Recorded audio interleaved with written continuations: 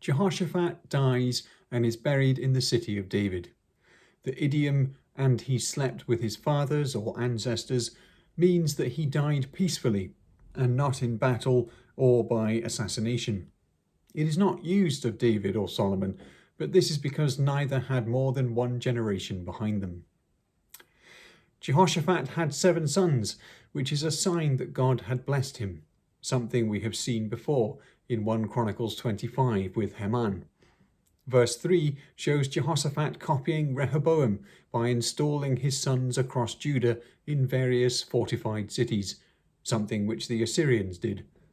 This extended his control and influence, and, I suppose, put his sons to good use. He provides for them lavishly, but all this is undone in the following verse by the ruthless Jehoram, who murders them all. As we saw with Solomon in 1 Kings, it can be necessary in the power struggles surrounding a king's death to deal with enemies and contenders by putting them to the sword. But Solomon had good reason for each execution, whereas Jehoram acts like a northern king in his sweeping brutality. For example, Nadab, Zimri, and Jehu. This is the first instance of the northern influence, which comes from his wife Athaliah, the daughter of Ahab, who herself will immediately attempt to eradicate the family considered a rival when she seizes power. She is explicitly blamed in verse 6 for Jehoram's walking in the ways of the northern kings, which, although it certainly includes general evil deeds, primarily refers to idolatry. Verse 11 shows that he created more high places and led Judah astray. This prompts an extraordinary letter from Elijah. The 2 great prophets, Elijah and Elisha, are absent from Chronicles, whereas they dominate significant portions of 1 and 2 Kings. But it is also highly surprising to find Elijah letter writing. Jeremiah writes a letter to the exiles, although Jeremiah also had a large literary output, whereas Elijah, as far as we know, didn't write anything else. The letter which comes from the northern prophet to the southern king is one of judgment. It is not a summons to repentance. It is a declaration of the Lord, a sentencing. The crimes are: he has not personally walked in the ways of his father or grandfather, which means he has not been faithful to God and kept his commands. He has, moreover, led Judah astray and brought in idols. Finally, he murdered his brothers, all of whom were better men than he was, which probably at least means that they would not have done the same thing. The sentence is total destruction. For these 3 charges, there are 3 targets of punishment: the nation, his family, including his property, and his own body. Indeed, he will die in agony. The sentence is immediately carried out as the Lord stirs up old enemies to ravage the king. Wives, sons, and possessions are carried away, and only Jehoahaz is left of his sons. Then the Lord struck Jehoram's body. It is a grim disease, and scholars guess at what it might have been, suggesting acute diarrhea or rectal prolapse. Asa, his grandfather, also suffered from a severe disease, although the chronicler does not explicitly link it to the misdeeds in his later life.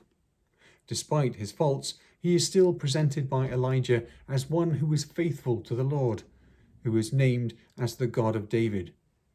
Thus Jehoram has followed Jeroboam and not David. Unlike Asa, therefore, Jehoram is not mourned, nor is a great fire lit in his honour. He is not buried with the other kings, and as a final gesture of contempt, the chronicler does not refer to the annals which were his source. It is as if he is saying, "I wouldn't bother reading any more about him if I were you."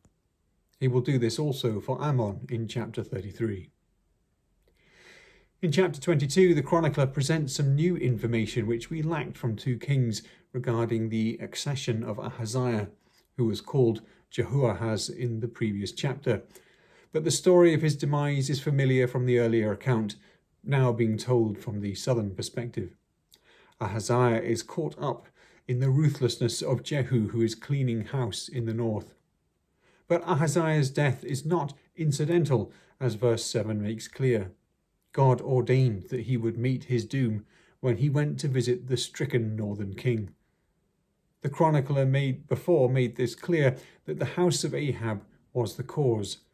In verse 2, he mentions that his mother was Athaliah, granddaughter of Omri. In verse 3, this mother counselled him in wickedness. In verse 4, he did what was evil in the sight of the Lord in the manner of the house of Ahab, because he had also inherited their counsellors. Finally, in verse 5, he is advised by them to go on this final venture with the northern king.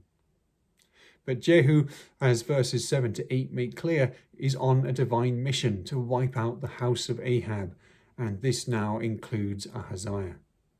His corpse would have been exposed to disgrace, but for the respect they had for his grandfather Jehoshaphat. Jehu had similar feelings to burying Jezebel, for she was a king's daughter, but the dogs got her first. It seems as though the Davidic line is here extinguished, as no one is left to reign, and Athaliah seizes power with her typical ruthlessness and cunning by eliminating the rest of the family. But a single child is hidden in the temple, thus preserving a glimmer of hope.